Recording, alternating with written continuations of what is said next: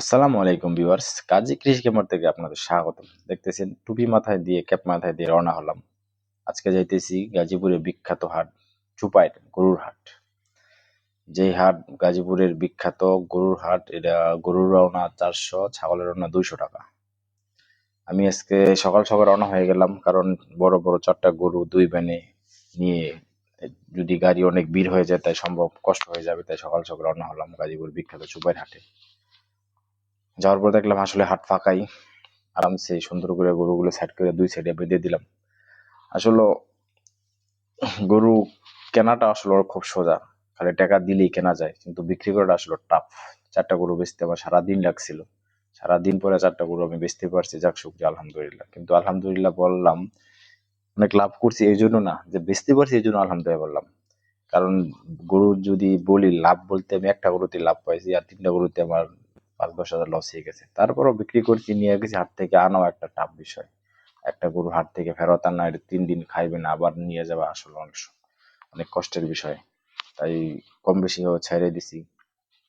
আগামী বৃহস্পতিবার আবার আমার 6টা গরু ছাড়তে হবে, কারণ ফুল সেট ছেড়ে আবার আমি আবার রোজার জন্য আবার ফুল সেট গরু উঠাবো 10টা। যাই হোক ভিউয়ার্স, আজকে গরুগুলা ছাড়ার পরে মনটা আসলো ভারাক্রান্ত। কারণ এতদিন যে পাললাম, লালন পালন করলাম, গরুগুলা ছেড়ে দিলাম। দেখতেছেন এইটা আমার বড় গরু টাকা গুনতেছে। এক বড় গরুটা বিক্রি করছিলাম 1,80,000 টাকা। প্রায় আমি 7 মণ আশা করছিলাম হবে ওয়েট। তারা 7 মণ ধরে নিছে, কিছু করার নেই। তারা পুরা টাকা দিবে না স্বাভাবিক, ওরাও তো লাভ করবে। 1,80,000 টাকায় গরুটা বিক্রি করলাম। হাট ফাঁকা হয়ে গেছে, এখন চলে যাওয়ার পালা, বাড়ি চলে যেতেছি। তো ভিউয়ার্স, যা বলতে চাইতেছিলাম যে আমি এখনো গরুতে লাভ পাই নাই, তো এটা বলতে পারবো প্রথম যে আমি আজ ওসুল নিয়ে বাড়ি ফিরছি। এতদিন আমি লস নিয়ে বাড়ি ফিরছি, ফার্স্ট টাইম ওসুল নিয়ে বাড়ি ফিরছি।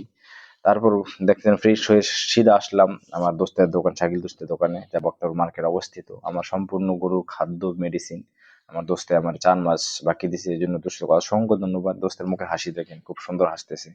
কারণ অ্যাটলিস্ট টাকা তো, তারও তো টেনশন ছিল, এতগুলো টাকা বাকি। আমার আসলে টেনশন ছিল, শুধু আমার দোস্তের টেনশন এটা বলবো না, আমিও আসলে টেনশন করছি যে কিভাবে আমি রেন্টে পরিশোধ করবো। যাই হোক, অর্ধেক টাকা দোস্তকে আমি পরিশোধ করতে পারছি, আর অর্ধেক বাকি অর্ধেক ইনশাল্লাহ বৃহস্পতিবার পরিশোধ করব। আরেকটা বিষয় হলো, ব্যাপারী দেখাইছিলাম এই গরুটির আমি 4টা গরু, ব্যাপারী যে যা বলছিল তার থেকে প্রায় 25,000 30,000 টাকা ইনশাল্লাহ বেশি বেচতে পারছি। যাই হোক, যে পরবর্তী 6টা গরু ইনশাল্লাহ আগামী বৃহস্পতিবার হাটে নিয়ে যাবো। অবশ্যই আমার জন্য দোয়া করবেন। লাভ না হোক, অ্যাটলিস্ট যে টিকে থাকতে পারে এই লাইনে, অনেকেই বলছিল ঠিক থাকতে পারবো না, অ্যাটলিস্ট টিকে থাকতে পারে এই দোয়া করবেন।